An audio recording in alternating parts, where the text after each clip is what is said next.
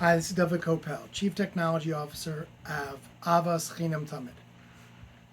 I'm just going to talk to you a little bit about the privacy and anonymity aspects that ACT has built into it.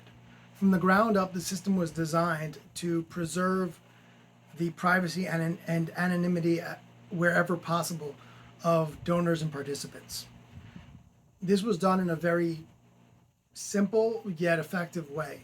The data is all stored in three different places, and the access to the data is very limited to only the services and programs that need it. Data that is private is encrypted. There is no sensitive data, and by sensitive I mean things like social security numbers are not in the system. So when you upload your income files, your 1040s and your 502s, the only information that's actually taken out of there that is saved are the numbers like the net income and your AGI and things of that nature. That information is then encrypted. It's stored in a fashion that is unreadable by a human. That is stored in one place. Let's call that place A. Afterwards, a person can't just go and access the information without accessing the key. And that key is locked down to only allow the appropriate services to decrypt that information. So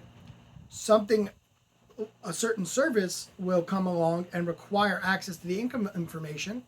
It will get access to the key for thing number one. It'll have access to decrypt, which is another measure. Then it will access the encrypted data from source A, and it will then utilize that information. An additional thing is that our payment processor, Stripe, has every user in the system is a unique customer.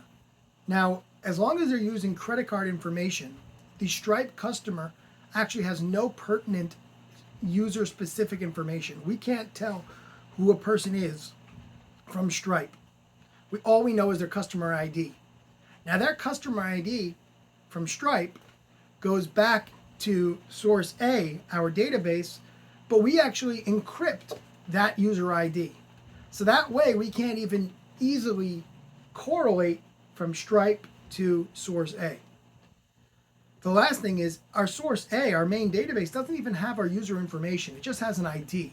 Source C, our user management system called Cognito, actually has the user information. So in order to really get an idea of payments that someone has made, you'd have to take A, B, and C and put them together in order to have a cohesive picture. So these are just some of the privacy features that are put in place to try to protect your data and give you and lower the risk, lower the level of entry. Thank you.